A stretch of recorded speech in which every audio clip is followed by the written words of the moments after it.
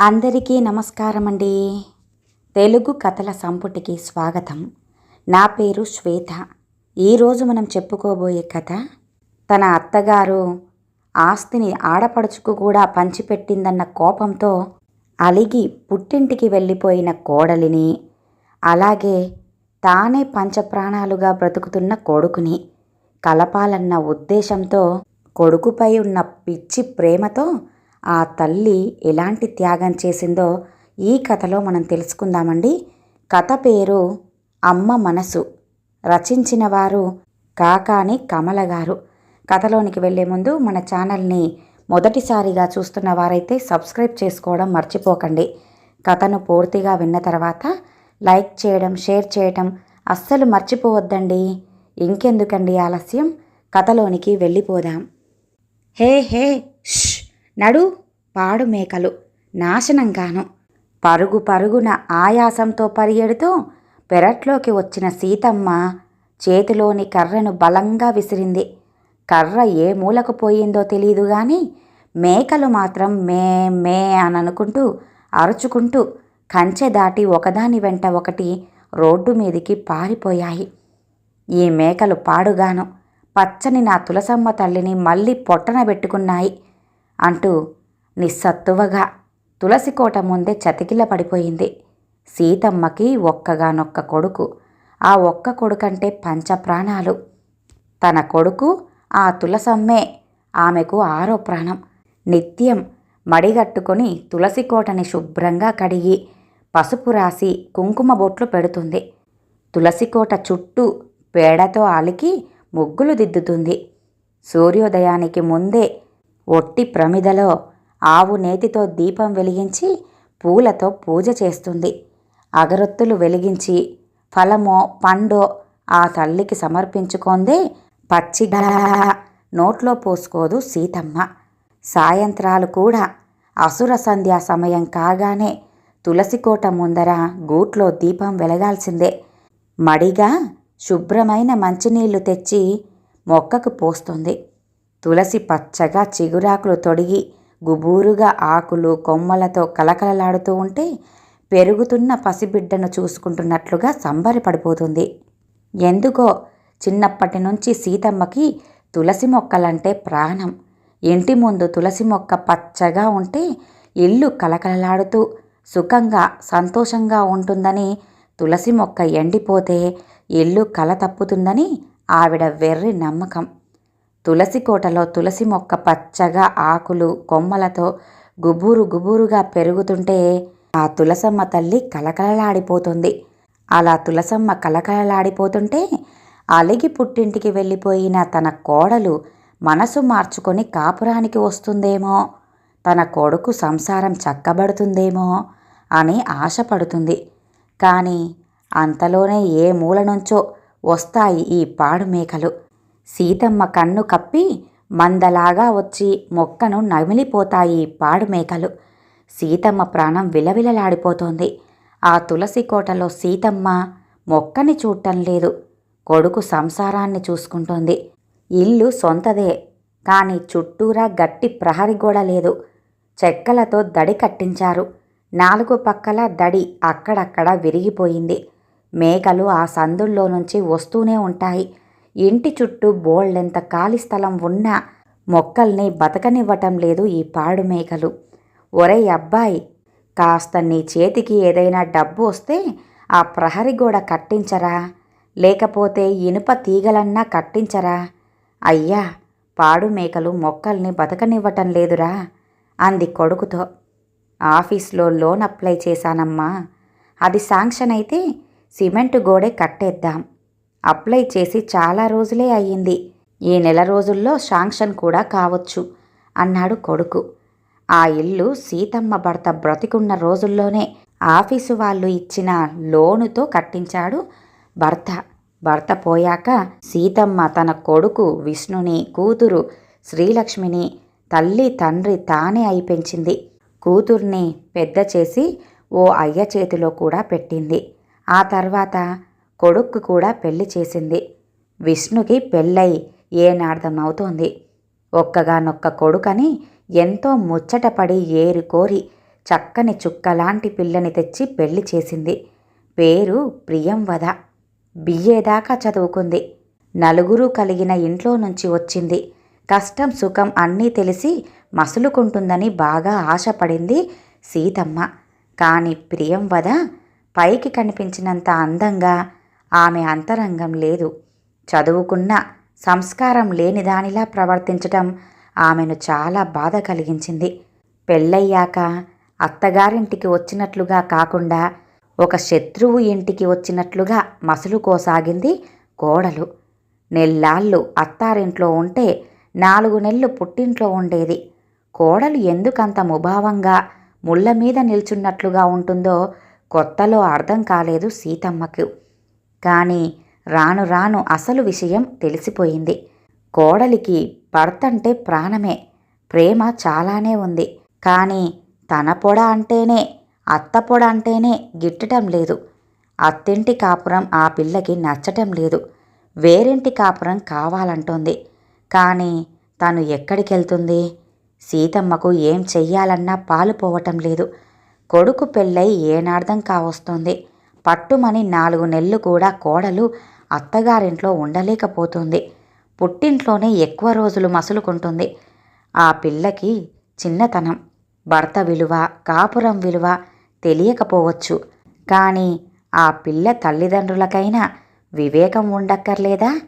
పెళ్ళైన కూతుర్ని ఎలా ఇంట్లో పెట్టుకోగలుగుతున్నారు కాపురానికి పంపకుండా? కొంతమందికి డబ్బే ముఖ్యం కాబోలు. ఆ డబ్బు ముందు మిగతా విషయాలు అల్పంగా కనిపిస్తాయి కాబోలు అనుకుంది కోడల్ని జ్ఞాపకం చేసుకుంటూ. సీతమ్మను ఇరుగు పొరుగు పీకేస్తున్నారు. కోడల్ని కాపురానికి ఎందుకు తీసుకురావటం లేదు అంటూ తన దగ్గర సమాధానం ఉన్నా వారందరికీ చెప్పుకోలేకపోతుంది. వీలు దొరికినప్పుడల్లా కొడుకును పోరు పెడుతోంది సీతమ్మ. ఒరేయ్, కోడల్ని పిలుచుకురారా అని. దానికి లేంది మనకెందుకమ్మా, మనమేమన్నా రావద్దన్నామా అన్నాడు చిరాకుతో విష్ణు. అసలు మీ ఇద్దరి మధ్య ఎందుకొచ్చిందిరా గొడవ అంటూ అడిగింది సీతమ్మ. వాళ్ళిద్దరి మధ్య గొడవకి తనే కారణమని తెలిసినా తెలియనట్లే అడుగుతుంది ఈవిడ. ఏం లేదమ్మా, చెల్లాయికి ఆస్తిలో సగం వాటా ఇచ్చాం కదా, అదే నీ కోడలికి కోపం తెప్పించింది అన్నాడు కొడుకు. ఆ తర్వాత విషయం చెప్పనే లేదు. కానీ సీతమ్మకు తెలుసు. ఆ రోజు కొడుకు కోడలు బాగా గొడవపడిన రోజు. సాయంత్రం గుళ్ళో హరికథ ఉందంటే వినటానికని వెళ్ళింది సీతమ్మ. కానీ ఎందుకనో ఆ రోజు హరికథ క్యాన్సల్ అయ్యింది. అందుకని వెంటనే ఇంటికి తిరిగొచ్చేసింది సీతమ్మ. గదిలో నుంచి కోడలి గొంతు గట్టిగానే వినిపిస్తుంటే పెరట్లోనే ఆగిపోయింది సీతమ్మ. గదిలో నుంచి కోడలు గట్టిగా అంటుంది, మీ చెల్లెలు ఈ ఆస్తిని సమభాగంగా పంచుకున్నప్పుడు మీ అమ్మని కూడా పంచుకోవాలిగా. మీ అమ్మ మీ చెల్లాయి దగ్గర కూడా ఉండాలి కదా.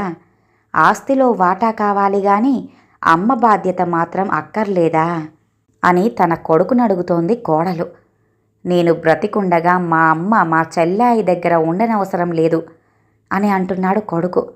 నేనంటున్నది అవసరం గురించి కాదు, బాధ్యత గురించి అంది కోడలు.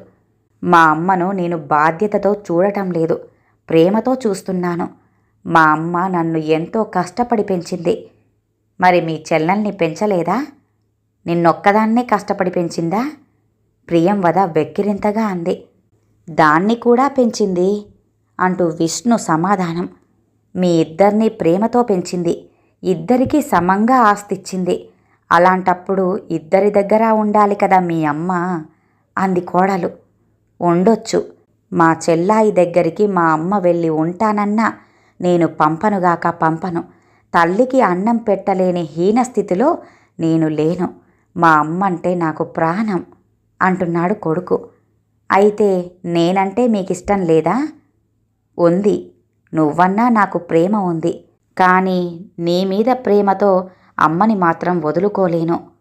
ప్రియంవద కళ్ళు ఎర్రబడ్డాయి. అంటే మీ అమ్మ కోసం నన్ను వదులుకోగలరన్నమాట అంది కోడలు. నిన్ను కూడా వదులుకోలేను. నిన్ను కావాలనే నా ఇష్టంతో నేను పెళ్లి చేసుకున్నాను. కానీ పెళ్ళాన్ని ప్రేమగా చూసుకుంటూ తల్లిని ఇంట్లో నుంచి పొమ్మంటే అది ధర్మం కాదు. నేనలా ప్రవర్తించలేను. అధర్మం ఎందుకవుతుంది? నేను న్యాయం గురించి మాట్లాడుతున్నాను. నా పుట్టింటి వారికి అంతో ఇంతో ఆస్తుంది. కానీ నేను నా అన్నదమ్ములతో పాటు సమాన హక్కు ఎప్పుడూ అడగలేదు. కారణం పెళ్ళైపోయాక వాళ్ళని కనిపెట్టుకుని చూసే శక్తి నాకు లేదు. కానీ మీ చెల్లెలు మీతో సమంగా ఆస్తి పంచుకుంది కనుక మీ అమ్మ బాధ్యత ఆవిడకు ఖచ్చితంగా ఉంటుంది అని నేనడుగుతున్నాను. ఏ మనిషికైనా ఒకటే న్యాయం ఉండాలి. మీ చెల్లెలికి ఒక న్యాయం, నాకొక న్యాయమా? ఇది కుదరదు. మీ అమ్మని మీ చెల్లెలి దగ్గరికి పంపించేయండి. లేదంటే ఆవిడకిచ్చిన ఆస్తిని తిరిగి ఇవ్వమని చెప్పండి. నేనే చూసుకుంటాను ఆవిడ గారిని. నేను నిజంగా మీకు కావాలనుకుంటే ఈ రెండింటిలో ఏదో ఒకటి జరిగి తీరాల్సిందే. అంతేకాదు, మీ చెల్లెలు ఆస్తిలో వాటా తీసుకుంది గనుక ఇకపై పురుళ్ళకి పుణ్యాలకు మనింటికి రాకూడదు. అంతేకాకుండా ఏ పండగలకు పబ్బాలకి కూడా రాకూడదు. ప్రియంవద నోటి మాట పూర్తి కానేలేదు. గదిలో నుంచి చెంప చెల్లుమన్న శబ్దం వినిపించింది. ఆ శబ్దంతో పాటు విష్ణు గొంతు కంగుమంది. వీటిలో ఏది జరగదు. నీకిష్టముంటే ఉండు, లేకపోతే వెళ్ళిపో అంటూ వీధి తలుపు బల్లున తెరిచి విసురుగా రోడ్డు మీదికి వచ్చాడు విష్ణు. గదిలో నుంచి సన్నగా ఏడుపు వినిపిస్తోంది. పెరట్లో గోడవారిగా నిల్చున్న సీతమ్మ ఒళ్ళు చల్లగా అయిపోయింది. కోడలు కాపురానికి వచ్చి 3 నెలలయ్యింది. చిలక గోరింకల్లా ఉండాల్సిన కొడుకు కోడళ్ళు ఎడముఖం పెడముఖంగా ఎందుకుంటున్నారో సీతమ్మకి మొదటిసారిగా అర్థమయ్యింది. కాళ్ళు చచ్చుబడిపోయినట్లుగా చాలాసేపు అలాగే చతికిలబడిపోయింది. కొడుకు విష్ణు పెళ్లి కుదిరాక అల్లుడికి వియ్యాల వారికి పెళ్లి కబురు చెప్పి కాస్త ముందుగా కూతుర్ని తీసుకొద్దామని వెళ్ళింది సీతమ్మ కూతురింటికి. కాని అల్లుడు వియ్యంకుడు పేచి పెట్టుకున్నారు, గొడవ చేశారు.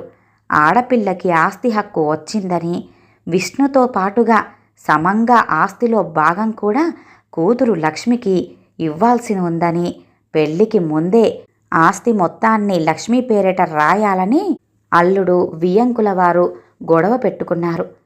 సీతమ్మ తల్లడిల్లిపోయింది. ఇదెక్కడి న్యాయంరా, ఇదెక్కడి దారుణం అంది కొడుకుతో. రోజులు అలాగే ఉన్నాయమ్మా, ఏం చేస్తాం? అయినా వాళ్ళ పాయింట్ కూడా సరిగ్గానే ఉంది. ఈ ఇల్లు నాన్న స్వార్జితం, న్యాయంగా చెల్లెలకి కూడా వాటా ఇవ్వాల్సిందే అన్నాడు విష్ణు. కావచ్చు, కానీ దాని పెళ్లి సమయంలో మనం ఇవేవీ అనుకోలేదు కదరా అంది సీతమ్మ. అదే అమ్మా ఇప్పుడు ముప్పు తీసుకొచ్చింది. అప్పుడే ఇలాంటివన్నీ మాట్లాడుకుని ఉంటే గొడవ ఉండకపోను అన్నాడు విష్ణు. పెద్ద మనుషుల చేత చెప్పించినా కూడా వాళ్ళు వినిపించుకోలేదు. మరోపక్క విష్ణు పెళ్లి దగ్గరకొస్తోంది.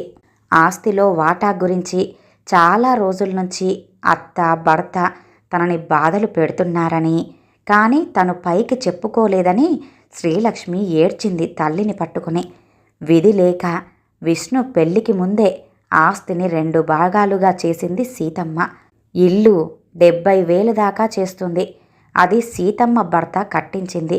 ఇల్లు 2 వాటాలు చేస్తే ముందు ముందు ఏం గొడవలు వస్తాయోనని ఇల్లు కొడుకు పేరున రాసి పల్లెటూళ్ళలో ఉన్న ఎకరం పొలం, బావి అమ్మి ఆ డబ్బు కూతురికిచ్చేసింది. 4 పెద్ద మనుషుల ముందు రాతకోతలు జరిగిపోయాయి. ముందు ముందు అల్లుడు వియ్యంకుడు ఎలాంటి పేచీలు పెట్టకుండా స్టాంపు కాగితం మీద సంతకం కూడా చేయించుకున్నారు సీతమ్మ విష్ణు. ఆ తర్వాత వియ్యంకుల వారు ఏమీ జరగనట్లే శ్రీలక్ష్మిని పుట్టింటికి పంపించారు. విష్ణు పెళ్లి సవ్యంగానే జరిగిపోయింది. అక్కడితో ఆ సమస్య వదిలిపోయిందనే అనుకుంది సీతమ్మ. కానీ కొడుకు సంసారంలో ఆ విషయం సమస్యలు రేపుతుందని అస్సలు అనుకోలేదు. ఒక విధంగా కోడలు వాదన సరి అయినదే. ఈ కాలం ఆడపిల్లలు ఆస్తి హక్కులు అంటూ వాటాలకు వస్తున్నారు గాని తల్లిదండ్రుల్ని చూడలేకపోతున్నారు. కుటుంబంలో ఏ చిన్న అవసరం వచ్చినా కొడుకులు బాధ్యతగా అప్పో సొప్పో చేసి ఆ అవసరాన్ని గట్టెక్కిస్తున్నారు గాని అల్లుళ్ళు మాత్రం పట్టించుకుంటారా? లేదు కదా. పైగా కూతుళ్ళు ఆస్తి పంచుకున్నా తరచూ పుట్టిండ్లకు వస్తూనే ఉంటారు. పురుళ్ళనో పుణ్యాలనో పండగలనో పెట్టుబోతలనో ఆశపడటం మానటం లేదు. ఇది అత్యాశే. మా ప్రియంవదకు మీ అబ్బాయితో పెళ్లి నిశ్చయమయ్యే నాటికి మీ అబ్బాయి పేరు మీద ఇల్లు, ఆస్తి, పొలం, పుట్ర అన్నీ ఉన్నాయి. మా పిల్ల సుఖపడుతుందని అవన్నీ చూసి ఆశపడి పెళ్లి ఖాయం చేశాం. తీరా పెళ్లి నాటికి సగం ఆస్తి హరించుకుపోయింది. మీ అమ్మాయి సంసారం గురించి మీరు ఆలోచించినట్టే నా కూతురు సంసారం గురించి నేను ఆలోచించటంలో తప్పేముంది సీతమ్మగారు? ఒకటి చెప్పి ఇంకొకటి చేసింది మీరే అన్నాడు ప్రియంవద తండ్రి నిలదీస్తున్నట్లుగా. ఆ మాట కూడా నిజమే. కానీ పరిస్థితులు కొంచెంలో తారుమారయ్యాయి. తను ఎవరికని చెప్పగలదు? ఇటు చూసినా వియ్యంకులవారే, అటు చూసినా వియ్యంకులవారే. ఇటు కొడుకుకి అన్యాయం జరగకూడదు, ఇటు కూతురికి అన్యాయం జరగకూడదు. సీతమ్మకి కళ్ళ నిండా నీళ్ళొచ్చాయి. జరిగింది జరిగిపోయిందనుకుంటే ఇప్పుడు తను సమస్య అయ్యింది. తన కొడుకు జీవితం ఎంత సుఖవంతంగా ఉండాలని తను కోరుకుందో అంతగానూ తనే వాడి సుఖాలకి అడ్డంకైపోయింది. తన కొడుకు కోడళ్ల మధ్య తానే ఒక అడ్డంకైపోయింది. ఆ విషయం సీతమ్మ మనసులో ముళ్ళులాగా కదలసాగింది. అలా అని తను ఎక్కడికి పోగలదు? తలచెడి 50 ఏళ్లు పైబడిన ఈ వయసులో కోడలు చీదరించిందని సంచి చేతుల పట్టుకుని అల్లుడి గుమ్మంలోకి వెళ్ళగలదా? వెళ్ళినా అల్లుడి ముందు, వియ్యపురాలి ముందు తల ఎత్తుకొని తిరగ్గలదా? ఇలాంటి ఆలోచనలతో దుఃఖంతో సీతమ్మ మనసు నలిబిలి అయ్యింది. ఓ అరగంట సేపు అయిపోయిన తర్వాత పెరట్లో కూర్చుని ఇంట్లోకొచ్చింది. కోడలు కొడుకు మధ్య జరిగిన గొడవ తెలియనట్లుగానే ఉండిపోయింది. 2 రోజుల తర్వాత కోడలు తల్లిని చూడాలని పుట్టింటికి వెళ్ళిపోయింది. 4 నెలల తర్వాత సీతమ్మ పోరగా విష్ణు వెళ్ళి భార్యను తెచ్చాడు. 10 రోజులు ఉండి మళ్ళీ వెళ్ళిపోయింది కోడలు. అక్కడ ఏదో కంపెనీలో ఉద్యోగంలో చేరిందని తెలిసింది. ఏంట్రా విష్ణు, పెళ్ళై ఇక్కడ ఉండవలసిన పిల్ల అక్కడ ఉద్యోగమేమిట్రా? అంత కావాలనుకుంటే ఇక్కడే ఏదో ఒక ఉద్యోగం చేసుకోవచ్చుగా అంది. ఏమోనమ్మా, నాకు తెలీదు. అదొక మొండిది. దాని బాబు ఒక మొండోడు. నన్ను అడక్కమ్మా, వాళ్ళంతా డబ్బు మనుషులు. నన్ను చూసి కాకుండా నా డబ్బుని చూసి పెళ్లి చేసుకున్నట్లుంది. మనం ఏదో కావాలని మోసం చేసినట్లుగా మాట్లాడుతున్నారు అన్నాడు కొడుకు. ఆ తర్వాత విష్ణు అత్తారింటికి వెళ్ళటానికి అస్సలు ఇష్టపడలేదు. ఆడది దానికే అంత పొగరుంటే మనకేమిటి? అదే వస్తుందిలే. లేకపోతే 4 రోజులు చూసి విడాకుల నోటీసు పంపిస్తాను. అంతేగాని ఇక నేను మాత్రం ఆ ఇంటి గడప తొక్కను.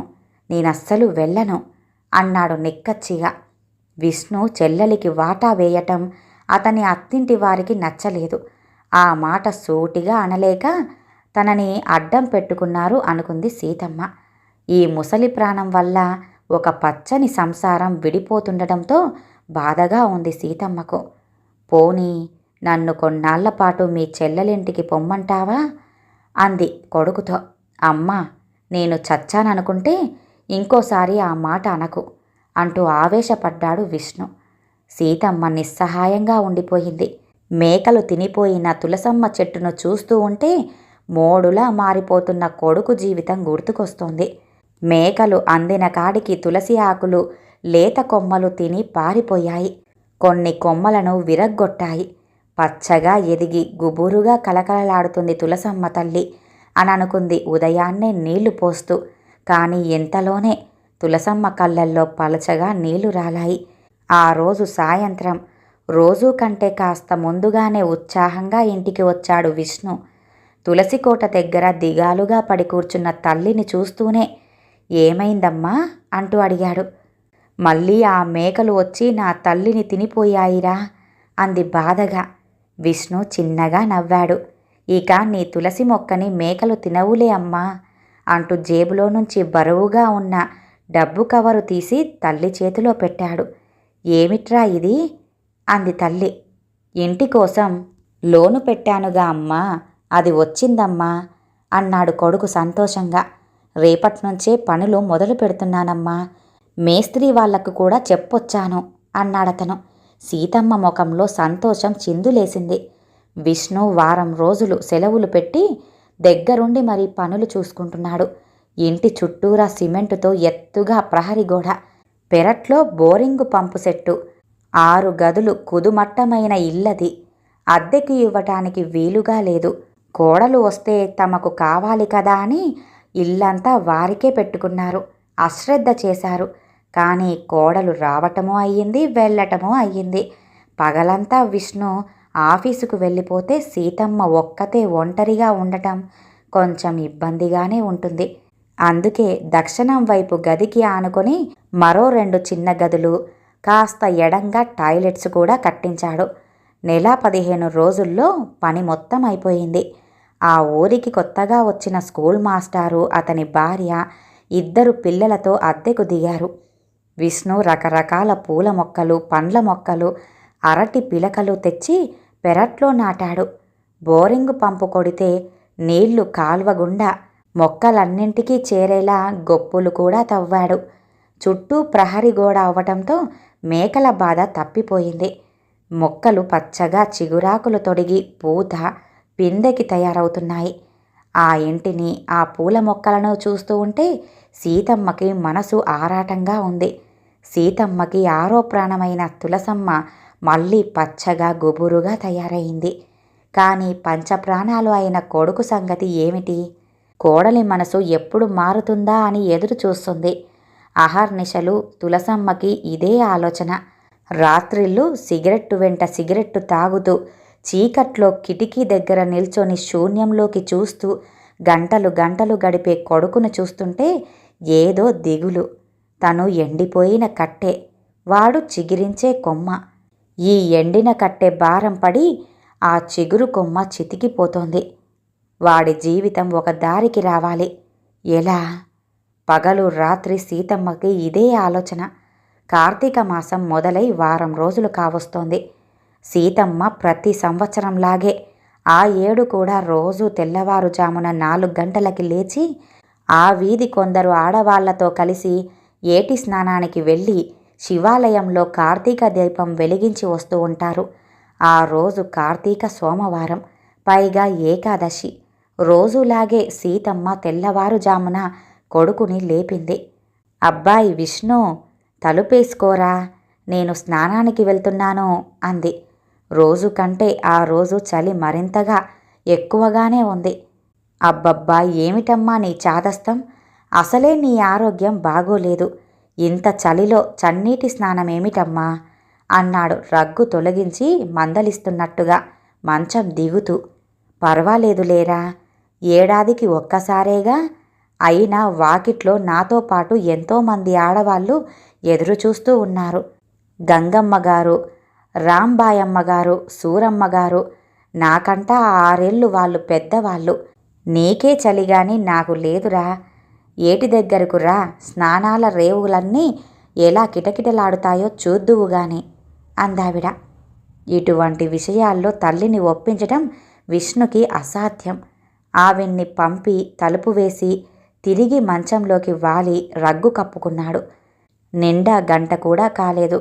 ఎవరో దబదబా వీధి తలుపులు బాదుతూ కాలింగ్ బెల్ అదే పనిగా నొక్కుతూ ఉంటే అదాటుగా లేచి తలుపు తెరిచాడు.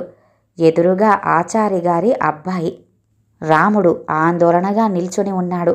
నిద్రతో కూరుకుపోతున్న కళ్ళు విప్పారుతూ చూస్తూ ఏంటి అన్నట్టుగా అడిగాడు విష్ణు. మీ అమ్మ సీతమ్మగారు స్నానం చేస్తూ కాలు జారి చీడీల మీద నుంచి ఏట్లో పడిపోయారండి అంటూ ఇంకా ఏదో చెప్పబోయాడు. కానీ అప్పటికే అమ్మా అంటూ వెర్రికేక పెట్టి విష్ణు శివాలయం వైపు పరిగెత్తాడు. ఏట్లో పడి కొట్టుకుపోతున్న సీతమ్మను ఎవరో ఈదుకుంటూ వెళ్ళి ఒడ్డుకు తెచ్చి పడుకోబెట్టారు. చలి ఎముకల్ని కొరుకుతున్నట్లుగా ఉంది. ఏటి నీళ్లు చల్లగా మంచు కరిగినట్లుగా ఉన్నాయి. సీతమ్మని జలబాగా అడుక్కి లాగేసింది. దాంతో ఊపిరి అందక బాగా నీళ్లు మింగినట్టుంది. సీతమ్మ కడుపు ఉబ్బి ఆయాసపడుతూ ఉంది. గంగమ్మగారు సీతమ్మ పొట్ట మీద అరచేత్తో నొక్కుతూ నీళ్లు కక్కిస్తున్నారు. రాధాబాయమ్మగారు సీతమ్మ అరికాళ్లలో చేతిలో రాపిడి చేసి వేడి కలిగిస్తోంది. ఆలయం క్లర్క్ డాక్టర్కి ఫోన్ చేశాడు. అంబులెన్స్కి కూడా కబురు పెట్టారట. ముసలి ప్రాణం కావటాన ఊపిరి అందటం లేదు, ఆక్సిజన్ పెడితే మంచిదంటున్నారు. విష్ణు 2 అంగల్లో తల్లి దగ్గరికి వెళ్ళాడు. కంఠం నిండా దుఃఖం పెళ్ళుబుకుతుంటే అమ్మా అన్నాడు. కాంతి విహీనమవుతున్న కనుపాపల్ని అతి కష్టంతో విప్పార్చింది సీతమ్మ. ఏడవద్దు నాయనా అన్నట్లుగా చేతిని కదిలించింది. నాయనా విష్ణు, ఏంటమ్మా, నా గురించి దిగులు పడొద్దురా, పంతాలు పెట్టుకోకండి, నా కోసమైనా సరే కోడల్ని మన ఇంటికి పిలుచుకురారా, నా మాటగా కోడలికి చెప్పు అన్నట్లుగా మాట ఇమ్మన్నట్లుగా చెయ్యి ముందుకు చాపింది. ఆవిడకి ఊపిరి అందట్లేదు, నోటితో గాలి పీలుస్తోంది. విష్ణు తల్లి అరచేతిలో చెయ్యి వేశాడు. సీతమ్మ కళ్ళు అరక్షణం పాటు వెలుగులతో నిండిపోయాయి. తృప్తితో కూడిన ఒక చిన్న నవ్వు ఆవిడ పెదవుల మీద కదిలింది. ఒరే నాయనా విష్ణు, ఏమిటో చెప్పమ్మా. వచ్చే సంవత్సరం నాటికి నా మనవడు ఈ నాయనమ్మ ప్రసాదం తినాలిరా అంది. విష్ణు అయోమయంగా తల్లి ముఖంలోకి చూశాడు. ఆవిడ మాటల్లోని ఆంతర్యం చప్పున అర్థం కాలేదతనికి. అర్థమైన మరుక్షణం ఏదో అనబోయాడు. కానీ అప్పటికే సీతమ్మ కళ్ళు శాశ్వతంగా మూతబడిపోయాయి. బిగుసుకుంటున్న ఆ పెదవుల మీద చిరునవ్వు మాత్రం అలాగే ఉంది. అయ్యో, ప్రాణం పోయిందమ్మా అన్నారు ఎవరో. చుట్టూ గుమికూడిన గుంపులో నుంచి నలుగురి సాయంతో తల్లి శవాన్ని ఇంటికి మూసుకొచ్చాడు విష్ణు. గంట క్రితం తనతో ఎంతో ప్రేమగా మాట్లాడిన తన తల్లి చనిపోయిందంటే అతనికి ఇంకా నమ్మశక్యంగా లేదు, అపనమ్మకంగానే ఉంది. కానీ ఎదురుగా తల్లి శవాన్ని చూస్తూ నమ్మకుండా మాత్రం ఎలా ఉండగలడు? నాయనా విష్ణు, పంతాలు పట్టింపులు మాని నా ముఖం చూసి కోడల్ని మన ఇంటికి పిలుచుకురారా అంటున్న ఆవిడ మాటలు, మళ్ళొచ్చే సంవత్సరానికి నా మనవడు నాయనమ్మ ప్రసాదం తినాలిరా అంటున్న తల్లి మాటలు పదే పదే గుర్తుకు వచ్చి విష్ణుకి కడుపంతా దేవినట్లుగా అవుతుంది. గుండెల్లో కన్నీటి ఉప్పెన. అమ్మ నిజంగా కాలు జారి పడిపోయిందా, లేకపోతే అన్న అనుమానం కలుగుతుంది అతనికి. తల్లి గురించి అతనిలో మొట్టమొదటిసారిగా ఎన్నో అనుమానాలు, సందేహాలు చెలరేగాయి. అమ్మకి తనంటే పంచప్రాణాలు అని అతనికి తెలుసు. తన సంతోషం కోసం, తన సుఖం కోసం ఆవిడ ఎంతగా తాపత్రయపడుతుందో కూడా తెలుసు. కానీ మరీ ఇంతగా ప్రేమనా? కొడుకు కాపురం చల్లగా ఉండాలని తన ప్రాణం తానే తీసుకునేంత ప్రేమనా? విష్ణు మనసంతా ఏదో వెలతి. విష్ణు కళ్ళ నిండా నీళ్లు నిండాయి. అమ్మా అంటూ తల్లి శవాన్ని కౌగిలించుకున్నాడు. నా కోసం ఏడవద్దు నాయనా, మీరు సుఖంగా ఉండండి అన్నట్లు ఒక అవ్యక్త నాదం గాలిలో ప్రతిధ్వనించింది. ఈ కథ ఇంతటితో సమాప్తమండి. విన్నారుగా? కొడుకు సుఖం కోసం, కొడుకు సంతోషం కోసం, కొడుకు కాపురం సరిగ్గా ఉండాలని తన ప్రాణాలను తానే తీసుకున్న ఒక తల్లి కథ.